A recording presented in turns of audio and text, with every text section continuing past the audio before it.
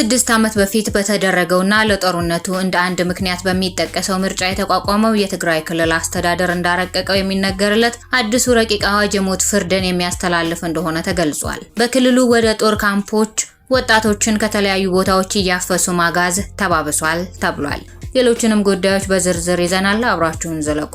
የትግራይ ህዝብ ህልውናና ደህንነትን ለማረጋገጥ የትግራይ ብሔራዊ ክልላዊ መንግስት ያወጣው አዋጅ በሚል ርዕስ የተዘጋጀው ይህ ረቂቅ ሰነድ በክልሉ ምክር ቤት እንደሚጸድቅ ተነግሯል። በ6 ምዕራፎች የተከፋፈለውና በ44 ገጾች የቀረበው ረቂቅ አዋጁ የያዛቸው አንቀጾች በኢትዮጵያ ውስጥ የተለመዱ አለመሆናቸውና ከመደበኛው የክልል ወይንም የፌዴራል ህገ መንግስት ውጪ የተተረጎሙ አንዳንድ ድንጋጌዎችን መያዙን ምንጮች ጨምረው ገልጸዋል። በአዋጁ መግቢያ ላይ ጠላት የፕሪቶሪያን ስምምነት በማፍረስ በትግራይ ህዝብ ላይ ሁሉንም አይነት በደልና ግፍ እየፈጸመ ስለሆነ የትግራይ ህዝብና መንግስት ራሳቸውን የመከላከል ተፈጥሯዊና ህጋዊ መብት እንዳላቸው ተቀምጧል። ህወሓት በፕሪቶሪያው ስምምነት መሰረት የተቋቋመውን የትግራይ ጊዜያዊ አስተዳደር አፍርሶ ከጦርነት በፊት በተመረጠው ምክር ቤት ተክቷል። ይህ ደግሞ ከፌዴራል መንግስት ጋር ያለውን ውጥረት አባብሶታል። ረቂቅ አዋጁ የያዛቸው ዝርዝር ጉዳዮች ሲተነተኑ የሞት ፍርድ የሚያስተላልፉት አንቀጾች አሉበት። አስገዳጅ ብሔራዊ ጥሪን አስመልክቶ በረቂቅ አዋጁ የመጀመሪያ ክፍል አንቀጽ 5 ላይ እድሜና ጤና የሚፈቅድለት ማንኛውም የትግራይ ተወላጅ የክልሉ መንግስት የሚያቀርብለትን የክተት ጥሪ ተቀብሎ የመሳተፍ ብሔራዊ ግዴታ እንዳለበት ይገልጻል። በሶስተኛው ክፍል ደግሞ የወንጀል ተጠያቂነት በሚለው የረቂቅ ህጉ ክፍል ስር በትግራይ ጦር ውስጥ ለመቀላቀል ወይንም ለመዋጋት ፈቃደኛ ያልሆነ ማንኛውም ሰው በደጀን ወይንም በግንባር ግዴታውን እንዲፈጽም ጥሪ ቀርቦለት ያልተቀበለ ከሆነ ከ10,000 እስከ 50,000 ብር ተቀጥቶ ግዴታውን እንዲፈጽም ይደረጋል ሲል ይደነግጋል። በዚህ ረገድ የሰራዊቱን ወይንም የመንግስትን እንቅስቃሴ ማጋለጥ፣ ህገወጥ የጦር መሳሪያዎችን መያዝ፣ ጥይት ርችት መተኮስ እንዲሁም ለማምለጥ መሞከርና ከብሔራዊ ጥሪ ጋር አለመተባበር በእስራትና በገንዘብ ከሚያስቀጡ ድርጊቶች መካከል ናቸው። በሞት የሚያስቀጡ 7 ድንጋጌዎች ያሉት አንቀጹ በአንቀጽ 29 እስከ 30 በተደነገገው መሰረት በተለይም በጦርነት ጊዜ በመሰረተ ልማት በህዝብና በመንግስት ተቋማት ላይ የሚደርስ ጉዳት፣ ከጠላት ጋር መተባበርና የምስጢር ማሽለክ ተግባር በእስራትና በገንዘብ እንደሚያስቀጣ የተገለጸ ሆኖ ነገር ግን ድርጊቱ ሆን ተብሎ ከተፈጸመ በእድሜ ልክ እስራት ወይንም ሞት ሊያስቀጣ ይችላል ይላል። እንዲሁም እንቅስቃሴው በህዝቡ ላይ አለመረጋጋት የሚፈጥር ከሆነ በህግና በህገ መንግስታዊ ስርዓቱ ላይ ወይንም በባለስልጣናት ወይንም በትግራይ ሰራዊት ላይ ጉዳት ማድረስ የእድሜ ልክ እስራት ወይንም እስከ ሞት ሊያስቀጣ የሚችል ወንጀል ሆኖ ሰፍሯል። እንዲሁም ከውጭ መንግስት ጋር በመተባበር የትግራይን ሉዓላዊነት አደጋ ላይ የሚጥል ድርጊት መፈጸም እንደ ድርጊቱ አይነት ከባድ ከሆነ እስከ ሞት ድረስ የሚያስቀጣ እንደሆነም ተገልጿል። ሌላው በአንቀጽ 44 ላይ የተገለጸውና እስከ ሞት ቅጣት የሚያደርሰው ወንጀል ከጠላት ጋር የኢኮኖሚ ትብብር ማድረግ ወይንም መመካከር የሚለው ነው። የጦርና የዘር ማጥፋት ወንጀሎች በትግራይ ህዝብ ወይም በተወሰነ የትግራይ ማህበረሰብ ላይ ሆን ተብሎ እንዲፈጸም የቀሰቀሰ ትዕዛዝ የሰጠም ሆነ በራሱ ለመፈጸም የተንቀሳቀሰ በእድሜ ልክ እስራት ወይንም እስከ ሞት በሚያደርስ ይቀጣል ይላል ዝርዝሩ። ረቂቅ ህጉ ይህ በተለያዩ መንገዶች ይገለጻል ሲል አስፍሮ ከነዚህ ውስጥ ረሃብን ወይንም መድኃኒትን እንደ ጦር መሳሪያ መጠቀም ወይንም የጥንት ቅርሶችንና የአምልኮ ቦታዎችን ሆን ብሎ ማውደም በሞት ከሚያስቀጡ ድርጊቶች መካከል ተካቷል። የመገናኛ ብዙሃንን የሚመለከቱ አንቀጾች የመስዋዕትነትን ክብር ማሳነስ፣ የተዋጊዎችንና ቤተሰቦቻቸውን ክብር መንካት፣ በተለይም የተደራጀ የሚዲያ ቀስቀሳ ከሆነ እስከ 15 ዓመት የሚደርስ እስራት ያስቀጣል። በተጨማሪም በትግራይም ሆነ ከትግራይ ውጪ ትግሉን የሚተቹ ሰዎች ወደ ትግል እንዳይገቡ የሚያበረታቱና ትግሉን የሚቃወም ማንኛውም ሰው እስከ 5 ዓመት የሚደርስ እስራት እንደሚቀጣ ይገልጻል። የቢቢሲ ምንጮች ከፕሬስ ነጻነት ጋር የተያያዘና በክልሉ በተለይም በማህበራዊ ሚዲያ የመናገር ነጻነትን ለማፈን ጥቅም ላይ ሊውል ይችላል የሚል ስጋት አላቸው ተብሏል። በዚህ ምዕራፍ ውስጥም ሌላ የወንጀሎች ዝርዝር ተካቷል። በተለይ ከ3 እስከ 10 ዓመት የሚደርስ ቅጣት የሚጣልበት በማህበረሰቡ ውስጥ ሽብር ሊያስከትሉ የሚችሉ ወሬዎችንና ሐሰተኛ መረጃዎችን መንዛት ይገኙበታል። ሌላው አነጋጋሪ ድንጋጌ ደግሞ አንቀጽ 48 በትግራይ ሰራዊት ላይ በማንኛውም መንገድ ፕሮፓጋንዳ ማካሄድ ወይንም ሆን ተብሎ ከጠላት ጋር በመተባበር ሆን ተብሎ እንዲጠቃ ማድረግ፣ የትግራይ ተወላጆችን ለጠላት መመልመልና የትግራይን ጦር እንዲከዳ ማነሳሳትና ማበረታታት የእድሜ ልክ እስራት ወይንም ሞት የሚያስቀጣ ወንጀል ሆኗል። ከዚህ ጋር በተያያዘ ሌላው ሞት የሚያስቀጣው ወንጀል ተቀጣጣይ ፈንጂ ያፈነዳና በአደጋው ሰው ከሞተ በህዝብና በአካባቢ ላይ ከፍተኛ ውድመት ከደረሰና ከተዛመተ የሚል ይገኝበታል። በተጨማሪም የትግራይ የጸጥታ ኃይሎች የሚጠቀሙበትን ምግብ ወይንም ውሃ መመረዝ እስከ 15 ዓመት በሚደርስ እስራት የሚያስቀጣ መሆኑ ተጠቅሷል። ድርጊቱ በሰዎች ላይ የሞት አደጋ የሚያስከትል ከሆነ የእድሜ ልክ እስራት ወይንም የሞት ቅጣት ሊጣልበት እንደሚችል ተገልጿል። በተጨማሪም በአራጣና ተዛማጅ ኢኮኖሚ ሴራ ህገወጥ የገንዘብ ዝውውርና መድኃኒት የደበቀ ወይንም በተጋነነ ዋጋ የሸጠ እስከ 300 ሺህ ብር ቅጣት ሊጣልበት እንደሚችል ይደነግጋል። ከዚህ በተጨማሪም በአዋጁ አንቀጽ 58 ላይ ሰፊ ስፍራ የተሰጠው ጉዳይ ነዳጅን ይመለከታል። ነዳጅን የደበቀ ከውሃ ጋር ቀላቅሎ የሸጠ ወይንም ደግሞ ለጸጥታ ኃይሎች የተቀመጠ ነዳጅ ላይ ጉዳት ያደረሰ ያታለለ የ25 ዓመት እስራት እንዲሁም ከ50 ሺህ እስከ 100 ሺህ ብር ቅጣት ሊደርስበት ይችላል ተብሏል። የተፈጻሚነት ወሰኑን አስመልክቶም ረቂቅ ህጉ ላይ የተቀመጡት ወንጀሎች እንደየክብደታቸው ከማህበራዊ ፍርድ ቤት እስከ ከፍተኛ ፍርድ ቤት ሊታዩ እንደሚችሉ አዋጁ ላይ ሰፍሯል። በዚህ መሰረት የትግራይ ከፍተኛ ፍርድ ቤት ይግባኝንና ሰበርን ብቻ የሚመለከት ሆኖ ውሳኔው የመጨረሻና ይግባኝ የማይቀርብበት ይሆናል ይላል። በኢትዮጵያ የመጨረሻ ይግባኝ የማየት መብት ያለው ሰበር ሰሚ ችሎት እንዳለው የተቀመጠ ሲሆን ይህ ረቂቅ ህግ ግን ይህንን ይጣረሳል። የአዋጁ አንቀጽ 62 ህዝባር ቁጥር 5 ህገ መንግስታዊ ድንጋጌዎችን እርስ በርሱ የሚያጋጭ ትርጓሜ በሚሰጥበት ጊዜ የክልል ምክር ቤቱ የሚሰጠው ትርጓሜ የመጨረሻ እንደሚሆን ይገልጻል። በኢትዮጵያ ውስጥ የመጨረሻው የህገ መንግስት ትርጓሜ ሰጪ ስልጣን የፌዴሬሽን ምክር ቤት ነው። ነገር ግን በዚህ ድንጋጌ ስልጣኑን ለክልል ምክር ቤት ሰጥቶታል። አንቀጽ 75 ቁጥር 2 በትግራይ ህዝብ ህልውናና ደህንነት ላይ ለሚፈጸሙ ወንጀሎች ከባድ የሙስና ጥፋቶች ሲፈጸሙ በማንኛውም ጊዜና ቦታ እጅ ከፍንጅ ባይያዙም ካለ ፍርድ ቤት ትዕዛዝ መያዝ እንዲሁም ፍተሻ ማከናወን ይቻላል ይላል። ይህ የአዋጁ ክፍል ለብዙዎች ስጋት የፈጠረ ሲሆን ታጣቂዎች ያለ ፍርድ ቤት ትዕዛዝ ማንኛውንም ዜጋ ለማሰርና ለማዋከብ ሊጠቀሙበት ይችላሉ የሚል ስጋትን ፈጥሯል። የአዋጁን ተፈጻሚነት በሚመለከት የተቀመጠው ሌላው ክፍል ደግሞ በዚህ አዋጅ አንቀጽ 35 እስከ 48 በተደነገጉ ወንጀሎች ከጥቅምት 24 ቀን 2013 ዓ.ም ጀምሮ ተግባራዊ ይሆናሉ ተብሏል። እነዚህ አንቀጾች ወደ ኋላ ሂደው የሚፈጸሙ ሲሆን እጅግ ከባድና የሞት ቅጣትን የያዙ ናቸው። በሌላ በኩል የትግራይ ክልል ሰላምና ጸጥታ ቢሮ በትግራይ የተመለመሉ ወጣቶችን ለሰራዊት እያሰለጠነ መሆኑን ለቢቢሲ ትግርኛ ገልጾ የምልመላው ሂደት ግን በክልሉ መንግስት እንደሚፈጸም ተናግሯል። በክልሉ የተለያዩ ከተሞች የሚኖሩ ወጣቶች ከስራ ቦታቸው፣ ከመዝናኛ ስፍራ እንዲሁም ከህዝብ ትራንስፖርት ላይ በግዳጅ ተወስደው ወደ ተለያዩ ካምፖች መላካቸውን ተናግረዋል። ቅድሚያ ለሰብአዊ መብቶች ኢትዮጵያ በበኩሉ የትግራይ ጸጥታ ኃይሎች በክልሉ መጠነ ሰፊ አፈሳና የግዳጅ ወታደራዊ ምልመላ እያካሄዱ መሆናቸውን በመጥቀስ መግለጫ ማውጣቱ ይታወሳል። የሰብአዊ መብት ተሟጋቹ ድርጊቶቹ ይፈጸምባቸዋል በሚል ከዘረዘራቸው አካባቢዎች መካከል ሰሜን ምስራቅ ዞን፣ ማዕከላዊ ዞንና ምስራቃዊ ዞን ይገኙበታል።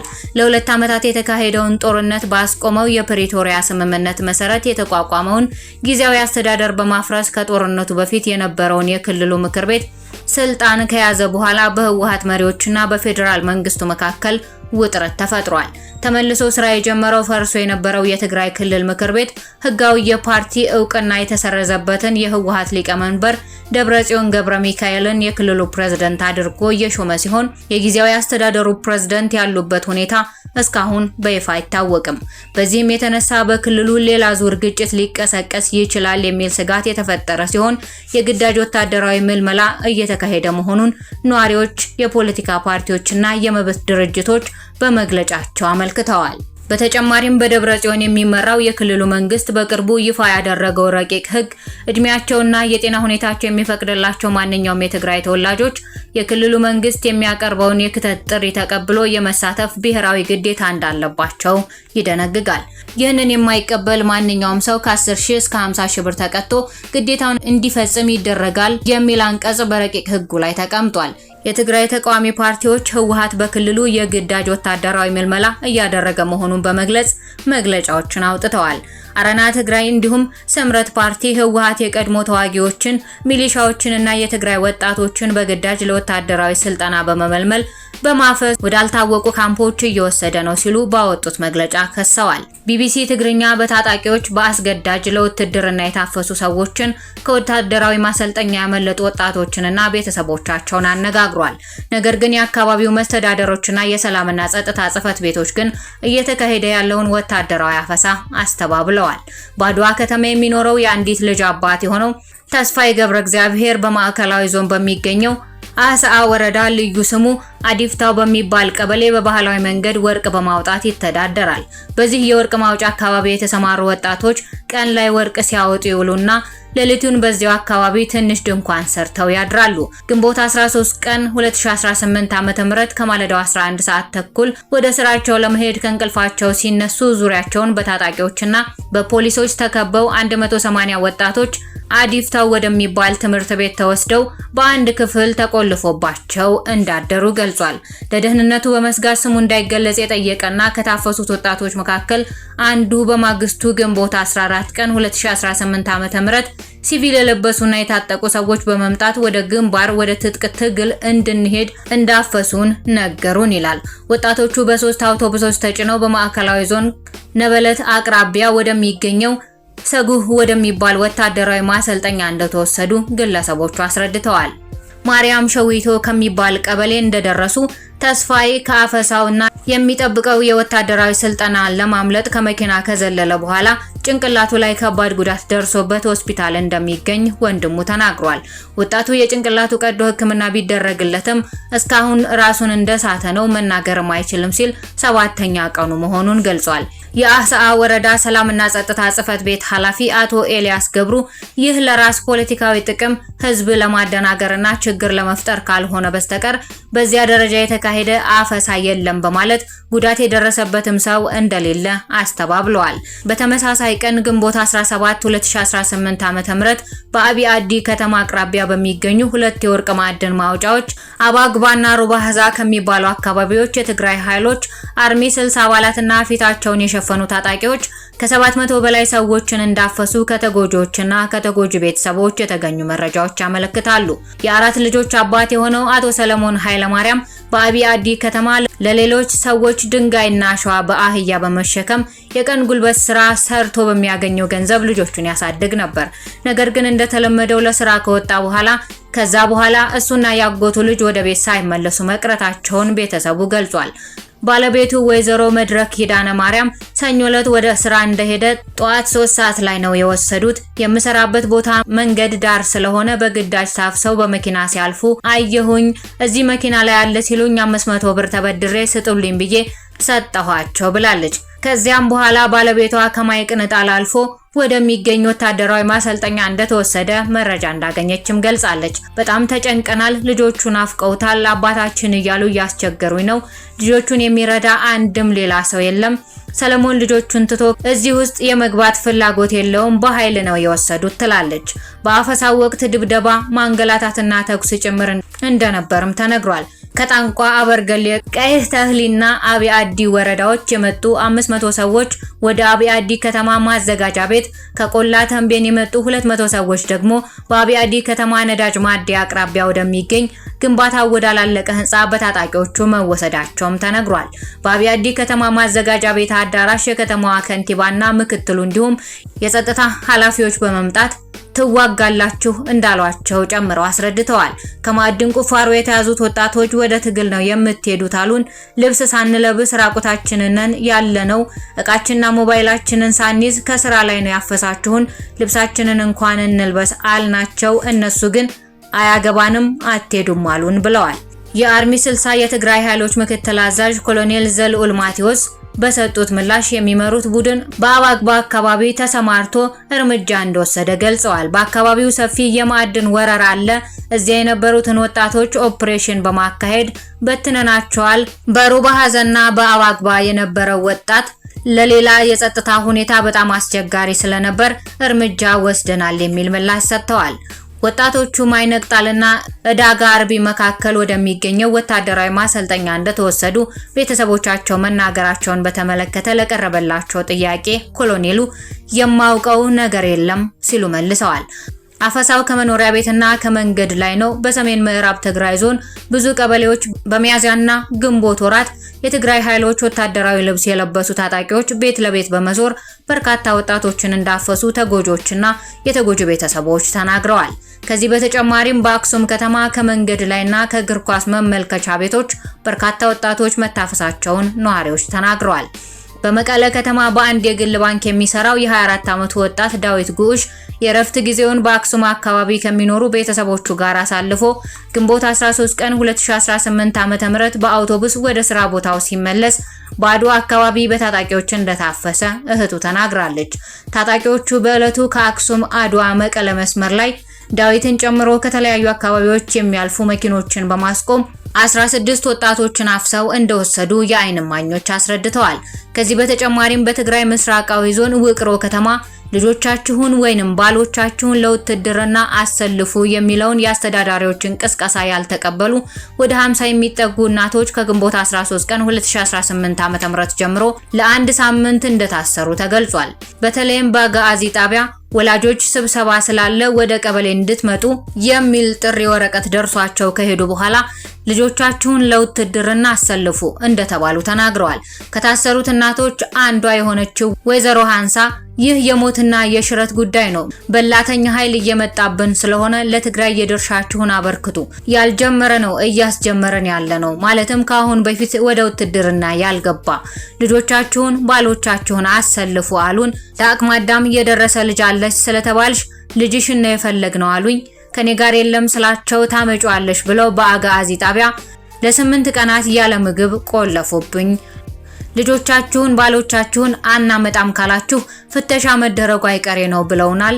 ወላጅ ተጨንቋል፣ ወላጅ ተቸግሯል ስትል እናቶችና ሚስቶች ያሉበትን አስጨናቂ ሁኔታ አስረድታለች። ጉዳዩን አስመልክቶ የተጠየቁት የውቅሮ ከተማ ከንቲባ አቶ ገብረ ሚካኤል ገብረ መድህንና የውቅሮ ወረዳ ሰላምና ጸጥታ ጽሕፈት ቤት ኃላፊ አቶ ገብረ ሚካኤል ተህላይ ለቀረበው ክስ በመሬት ላይ የሌለ ነጭ ውሸትና የአካባቢውን ገጽታ ለማጠልሸሽ የሚቀርብ ነው በማለት አስተባብለውታል። የሰሜን ምዕራብ ዞን የሰላምና ጸጥታ ጽሕፈት ቤት ኃላፊ አቶ ተስፋይ አብዲ ወጣቱ ለመመከት እየተዘጋጀ እንዳለ ገልጸዋል። ያለው እውነታ ጠላቶች አሁንም የተለያዩ ትንኮሳዎችን እያደረጉብን ይገኛሉ። እስካሁን ተዘግተን በከበባ ውስጥ ነው ያለነው። ይህን እየታዘበ ያለው ወጣት እንዳይሞት ራሱን መከላከል ስላለበት ለመመከት ራሱን የማዘጋጀትና የመከላከል ስራ እየሰራ ይገኛል። በግዳጅ ታፈኑ የሚል ወሬ ግን ሴራ ነው የሚል ምላሽ ሰጥተዋል። የአድዋ ከተማ ሰላምና ጸጥታ ጽሕፈት ቤት ኃላፊ አቶ ተስፋይ ገብረ ሐዋርያ በመላው ትግራይ በሌሎች አካባቢዎች እንዳለው እንቅስቃሴ ሁሉ በከተማዋም በግድ የማፈስ ሳይሆን በማሳመን የማሰለፍ ፕሮግራም እንዳለ ተናግረዋል። አፈሳና ማሰለፍ ይለያያሉ ያሉት ኃላፊው እንደተጋሩ አሁን በከባድ አደጋ ላይ እንገኛለን። መሬታችን ተወሯል። ሉዓላዊ ግዛታችን አልተመለሰም። ተፈናቃዮችም የረሃብና ሞት ሰለባ ሆነዋል። ስለዚህ እኛ ሉዓላዊነታችንን ማስከበር አለብን። የአካባቢውን ጸጥታ ለመጠበቅ ወጣቱን አሳምነን እናስገባዋለን። ወደ ሰራዊት የሚገባ ከሆነ ወታደራዊ ስልጠና የሚያስፈልገው ከሆነ ሊወስድ ይችላል ብለዋል። የትግራይ ሰላምና ጸጥታ ቢሮ በትግራይ ተመልምለው ለመጡ ወጣቶች ወታደራዊ ስልጠና እየሰጠ እንዳለና የምልመላው ሂደት ግን በትግራይ መንግስት እንደሚፈጸም ተናግሯል። በደብረጽዮን ገብረ ሚካኤል የሚመራው አዲስ ማዕከላዊ እዝ አሁን በትግራይ ክልል እየተፈጸመ ያለውን ወጣቶችን በአስገዳጅ ወደ ውትድርና የማሰለፍ ዘመቻ እየመራ እንደሚገኝ ተገልጿል። ውድ የሽርሽር ኢትዮጵያ ቤተሰቦች የዛሬን መሰናዶ በዚህ አበቃን። ሰብስክራይብ እያደረጋችሁ ቤተሰብ ሁኑ። መሰናዶ ከተመቻችሁ ለወዳጆቻችሁ አጋሩ። ሐሳብ አስተያየቶቻችሁን በኮሜንት መስጫው ላይ አስቀምጡልን። በሌላ ጊዜ እስክንገናኝ ፈጣሪ ቸሩን ያሰማን።